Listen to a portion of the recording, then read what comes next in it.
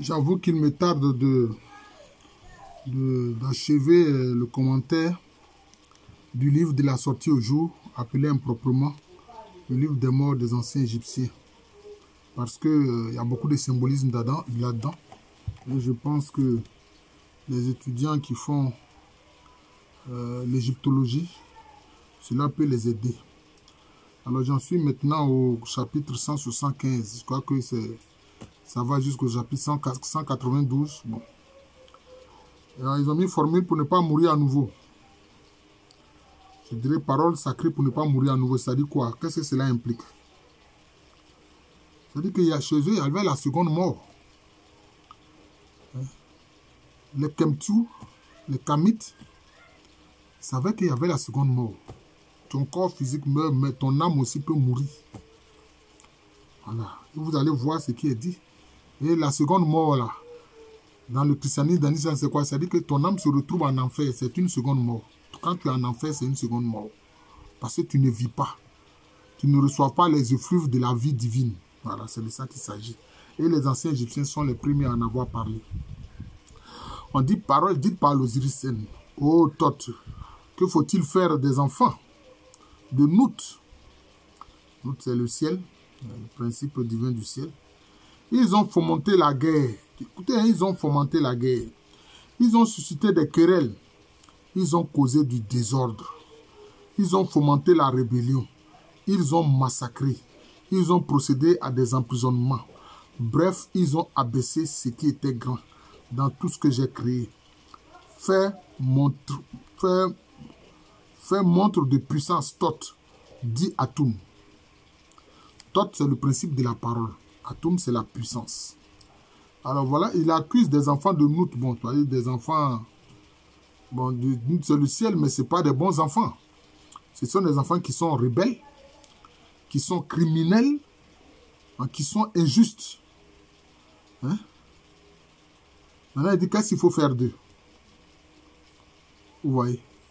C'est pour ça que ceux qui commettent les crimes sur terre, ils pensent qu'il n'y a rien. Nos ancêtres et anciens Égyptiens leur disent que non. Il y a la punition. Il y a le jugement. Et on le voit avec le paragraphe qui suit. Tu ne dois pas tolérer le péché. Tu ne dois pas souffrir. Écoute leurs années. Écourte leurs années. On dit écourter leurs années. Les malfaisants là, écourter leurs années. Retranche à leur moi. Puisqu'ils ont fait une destruction secrète de tout ce que tu as créé. Vous voyez? C'est ça. Ils vont écouter les années. Et ils n'auront pas la vie éternelle. Ils n'auront pas les années sans cesse devant eux. Je suis en possession de ta palette, ô Thoth. Et je t'apporte ton encrier pour que tu puisses écrire la condamnation de ces criminels-là. Hein, qu'on voit aujourd'hui à travers ces impérialistes, ces colonialistes criminels.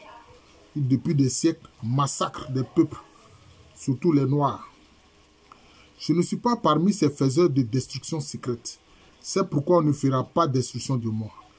Une mort rapide n'aura pas de pouvoir sur moi. Ça qui parle, c'est l'Osiris N. Parce que lui, il veut rejoindre les justes.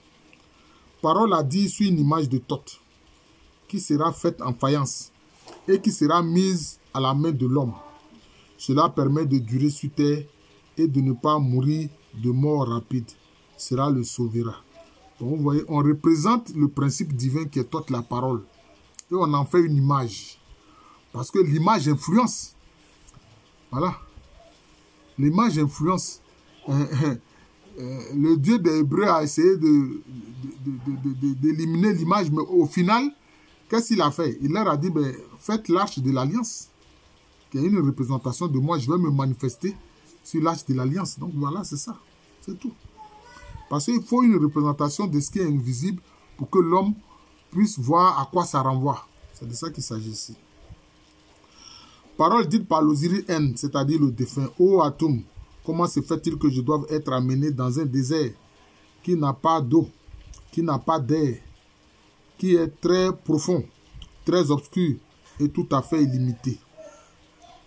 Puis vivra dans la béatitude, mais on ne peut y trouver de volupté.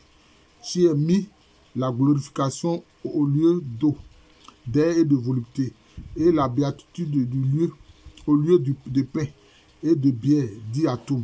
Et voici ton visage. Cela veut dire quoi? Dieu, Atum qui est tout puissant, veut dire même si tu vas au désert là, ne t'inquiète pas de ce qui manque, l'eau, etc. Mais moi, je te donne la béatification, je te donne la glorification. Voilà. Parce que la béatification, il y a le bonheur dedans et il y a tout ce qu'il faut. Voilà. Et voir ton visage est bien. Je ne souffrirai pas que tu sois dans le besoin. Voilà, donc c'est ça. C'est ce que la divinité dit à l'Osiris M. Mais chaque attribut divin, chaque attribut divin, s'est réservé une place dans la barque des millions. C'est-à-dire dans la barque de Ré. Mets ta place appartient à ton fils Horus, dit Atum. Alors il pourra envoyer en mission les grands. Les grands, ce sont quoi? Ce sont les anciens du royaume, de Tamérie. Ils sont eux aussi des gens qui ont une vie conforme à ce que la divinité veut. Il commandera sur ton trône car il héritera du trône dans l'île de l'embrasement. Qu'il est donc réjouissant de voir son compagnon. L'île de l'embrasement, bon, est-ce que c'est une île où se manifeste justement le feu de l'amour? Vous voyez. Mon visage sera le visage du maître de tout. C'est-à-dire que c'est une identification à la divinité en fait. Tu es destiné à des millions d'années. Voilà. Une durée de vie de millions d'années. La vie éternelle en fait. C'est ça, la vie éternelle. Dans les voies, dans les religions dites abrahamiques, c'est la vie éternelle. Voilà, c'est ça, des millions d'années de vie. Mais moi, je détruirai tout ce que j'ai créé. Ce pays redeviendra à l'état de Noun, à l'état de flot, comme au premier état. Je suis ce qui restera avec Osiris quand je me serai transformé à nouveau en serpent. Bon, quand il dit que la divinité dit qu'il va se transformer en serpent, non, c'est pas parce qu'il est serpent, non. Il va se transformer en spirale. Voilà. Parce que le serpent peut prendre une forme arrondie. Il va prendre une forme arrondie. C'est ça, la divinité dit, va prendre à nouveau une forme arrondie. C'est comme si la divinité retourne à son état originel. Voilà. Ce n'est pas facile de faire le commentaire, hein. C'est ça le problème. Toi, tu vas dire, c'est comme s'il va devenir serpent et qu'à l'origine n'est pas serpent. Non. Il va prendre une forme circulaire. C'est pour ça que dans le livre de la Genèse, on voit quoi? Le diable qui prend la forme d'un serpent. Il se présente sous le visage d'un serpent. Parce que le serpent peut prendre une forme circulaire. Et la forme circulaire, ça renvoie à quoi? À la vie. Ça renvoie à la vie. Hein? Vous voyez, ça renvoie à la vie. Voilà, tout ce qui vit prend une forme circulaire. Vous allez comprendre. Regardez le fœtus. Regardez le ventre de la femme enceinte. Que c'est beau ce que j'ai fait pour Osiris. Plus que pour tous les dieux, c'est-à-dire tous les autres attributs divins. Voilà. Hein, tu vois, c'est comme si là, la glorification de l'homme. Osiris est un homme. Mais on dit dit que la divinité fait qu'il a fait beaucoup pour lui, plus que même pour ses attributs. Voilà, parce que l'homme, lui, il a l'image de Dieu. Et alors, il peut aussi arriver à être à la ressemblance de Dieu. Alors, il devient l'homme parfait, comme Osiris, c'est un homme parfait. L'image, c'est la graine, la ressemblance, c'est l'arbre. Comprenez ce que je veux dire. Je lui ai donné la zone désertique des nécropoles et son fils Horus comme héritier sur son trône dans l'île de l'embrasement. J'ai préparé sa place dans la barque des millions, voilà, dans la barque d'Osiris. Et Horus est établi sur son trône pour s'occuper de ses œuvres. Horus est héritier d'Osiris. Osiris juge les âmes des défunts dans la salle des deux maîtres. Horus, son fils, Osiris donc juge les âmes dans la salle des deux maîtres. Son fils Horus, lui, il est assis sur le trône. Hein? Horus est symbole de royauté. Voilà, c'est ça. Mais l'âme de Seth sera envoyée en Occident. À la différence de tous les dieux. De tous les attributs. On dit Seth. Seth est le principe du mal. Lui et les coalisés, ce sont des malfaisants. On dit qu'il sera envoyé en Occident. Cela veut dire quoi? Il sera envoyé dans les ténèbres négatives. L'Occident, c'est la ténèbre négative. Voilà. Je ne sais pas si c'est à cause de ça les Occidentaux font beaucoup de tort aux autres peuples. Bon, voilà, donc c'est ça. L'Occident est synonyme de ténèbres malfaisantes. C'est ce qui est dit ici. J'ai fait que ton âme soit gardée prisonnière dans la barque afin que le corps divin ne craigne plus. Vous voyez? On dit on a fait de Seth le malfaisant, on le garde prisonnier dans la barque pour qu'il ne puisse pas nuire aux autres. C'est comme s'il est dans une prison. Voilà. Oh, mon père Osiris fait pour moi ce qu'a fait pour toi, ton père Ré. Puis-je durer sur terre, puis-je mettre en ordre mon trône, puisse mon héritier être bien portant et ma maisonnée être prospère. Mais, ouais, en fait, le défunt demande à vivre la situation que Horus a vécue. Vivre la situation que Horus a vécue. C'est-à-dire que avoir des héritiers, etc.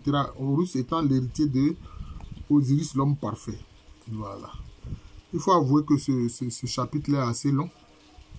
Un bruit de loin se répand dans Héracléopolis et la joie de la victoire dans Naref. Osiris est apparu en Ré après avoir hérité de son trône et il règne sur les deux rives réunies. L'Énéade en fut satisfait, mais Seth en eut grand deuil. Parce que maintenant Osiris est victorieux. Et Seth le malfaisant, lui, il est mécontent. Ça lui fait mal, il ressent ça comme un deuil. Parce que lui, il a perdu. C'est son frère Osiris, le juste, qui est victorieux. On dit, oh maître de tout, dit Osiris, puisse Seth avoir peur de moi, en voyant mon aspect semblable à ton aspect. Et puisse les hommes, les dieux anti-guillemets, c'est-à-dire les attributs divins, les bienheureux et les morts, venir à moi, incliner respectueusement en me voyant, après que tu as établi la crainte de moi et que tu as créé mon prestige. Alors Ré fit pour Osiris tout ce qu'il disait. C'est-à-dire que Osiris maintenant reçoit les pouvoirs de Ré. Ré qui est le principe de la lumière. Osiris reçoit le pouvoir de Ré. Tout comme dans le christianisme, Christ est la lumière du monde et ceux qui lui appartiennent deviennent lumière. Il a dit, je suis la lumière du monde. Et il dit, regarde ses disciples, il dit, vous aussi vous êtes la lumière du monde. C'est comme ça. On voit le principe ici déjà avec nos ancêtres de Tamérie. Alors Seth vint son visage baissé, touchait la terre quand il eut vu ce que Ré avait fait pour Osiris. Voilà, il a le visage défait. Voilà, un malfaisant. Voilà, tout comme Caïn a le visage défait. Un malfaisant. Et alors le sang coula de son nez. Alors Ré enfouit en terre le sang qui en était sorti. D'où le piochage de la terre à Héracléopolis. Parce que même le sang de Seth est malfaisant, on n'en veut pas. Voilà, le sang des malfaisants, on n'en veut pas. Alors Osiris eut mal à la tête à cause de la chaleur de la couronne Atef qui était sur sa tête. Bon, ok. La couronne Atef, bon, c'est les deux couleurs, les deux couleurs réunies. La couronne blanche et la couronne rouge qui symbolisent les deux principes de vie. Le blanc, l'eau, l'urine, le sperme, la lait maternelle, le rouge, le sang. Voilà. Le premier jour qu'il avait placé à la tête, afin que les attributs divins eussent peur de lui. Alors Ré revint en paix à Héracléopolis pour voir Osiris et il le trouva assis dans sa demeure, sa tête étant devenue enflée à cause de la chaleur de la couronne. Bon, vous savez, il s'échappe une chaleur, une lumière de cette couronne-là. Voilà, il faut comprendre ça. Alors Ré fit s'écouler ce sang et bon, je ne sais pas ce qu'ils ont écrit ici, mais c'est pas grave, de cet abcès et il devint une masse. Alors Ré dit à Osiris, vois, tu as formé une mare de sang et de la sanie qui ont touché de ta tête. Bon, je ne sais pas ce qui est écrit là. D'où cette mare sacrée à Héracléopolis. Vous voyez, Ré a permis que le sang d'Osiris coule. Parce que Osiris, c'est l'homme juste. Voilà. L'homme juste, quand son sang coule, ça devient une mare sacrée. Voilà. Tout comme le sang du Christ a coulé. Voilà. Le sang de Jésus-Christ a coulé et c'est devenu une mare. Parce que son sang, on l'invoque à tout moment. Depuis des siècles, c'est comme une mare qui ne s'épuise pas. Vous voyez, donc c'est ça ici. Mais Osiris dit à Ré, comme je me sens bien, comme mon visage est dégagé, comme je suis soulagé, prends tes dispositions pour ma famille en ce qui concerne la parure. Ré dit à Osiris, conserve ta mine, lève haut la tête, combien grande est la crainte de toi, combien grand est ton prestige. Vois donc le beau nom qui sort pour toi de ma bouche. D'où le nom de Arsafes. Arsafes. C'est un nom de gloire que Ré donne à Osiris. Bon, je vais voir ici en note infrapaginale. 20, ils ont écrit jeu de mots sur visage, mine et Erichef. Bon, Erichef, c'est ce qui est en grec, ils ont dit Arsafes. Donc, c'est Erichef. Non, bon, entre guillemets, de la tribu divine d'Héracléopolis, avec lequel Osiris est identifié. C'est un, il dit c'est un dieu bélier. Non. Son symbole, c'est le bélier. Ce n'est pas un dieu bélier. Le symbole, c'est le bélier. Donc, ça veut dire que le bélier devient le symbole d'Osiris. Et c'est Erichef. Erichef. Pourquoi le bélier? Vous voyez, le bélier, c'est quoi? C'est l'animal qu'on sacrifie pour bénéficier des bienfaits. Hein, c'est l'animal qui est sacrifié. D'ailleurs, même chez les Africains, avant de sacrifier le bélier, on sacrifiait d'abord les poules. Et quand on est sûr que c'est accepté, la façon dont la poule va se présenter quand elle est sacrifiée, ou le poulet qui est sacrifié. Alors, par rapport à ça, maintenant on en vient maintenant au sacrifice de l'animal qui est le plus important, qui est le bélier. C'est comme ça. Voilà. Alors, Ré dit, comme c'est bien ce que tu as fait, sans que l'équivalent ait jamais existé. Alors Osiris dit, je l'ai fait au moyen du verbe qui sort de ma bouche. Comme c'est beau, un roi dans la bouche duquel est le verbe. Vous voyez? L'importance du verbe, de la parole. Donc là, Osiris maintenant est devenu comme représentation de la parole divine. Représentation de la parole divine. Mais c'est ce qui est dit de Jésus-Christ. Voilà. C'est ce qui est dit de Jésus-Christ. Il faut que les chrétiens comprennent ça. Pourtant, moi, je suis disciple de Jésus aussi. Hein. Alors, elle dit, vois le bien qui sort pour toi de ma bouche. Ton lieu d'origine est venu de là. Et son nom demeurera comme tel pour des millions et des millions. D'où le nom de ville de l'enfant royal. Voilà, maintenant on parle d'enfant royal. Bon, cela veut dire quoi? Son nom, c'est Erichef.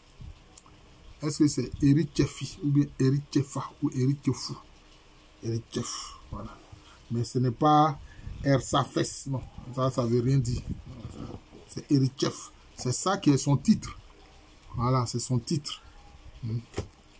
C'est son titre. Oh, j'en suis déjà à 17 minutes. Grande est la crainte de toi. Grand est ton prestige aussi longtemps que demeurera Horus, fils d'Osiris, né d'Isis la divine. Bon, vous voyez. Né d'Isis la divine, c'est-à-dire la femme parfaite, parfaite, la femme divinisée. Alors, on en vient à parler ici, à penser immédiatement à l'Immaculée Conception. Marie Immaculée Conception. Puis-je demeurer comme il demeure et prospérer comme il prospère. Que mes années soient comme des années et des années comme mes années sur terre pour des millions et encore des millions. Afin de la vie éternelle. Voilà. Parole a dit sur une image d'Horus faite en lapis lazuli, c'est-à-dire en pierre précieuse et mise au cou de l'homme. C'est une protection sur terre qui fait aimer l'homme des humains, des attributs divins des bienheureux. Et c'est quelque chose de profitable. Et c'est lu dans l'empire des morts. C'est véritablement efficace des millions de fois pour l'Osiris N. Bon. Pourquoi est-ce qu'on met une image d'Osiris au cou du défunt? Mais pour qu'il bénéficie de la grâce d'Horus.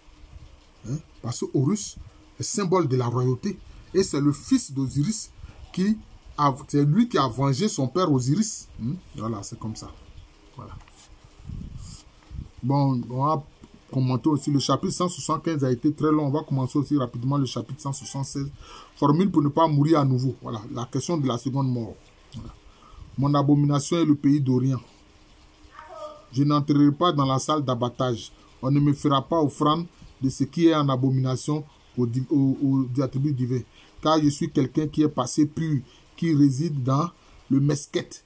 Quelqu'un à qui le maître de l'univers a donné son pouvoir, pas magique mais sacré, en ce jour de l'enterrement, en présence du maître des biens.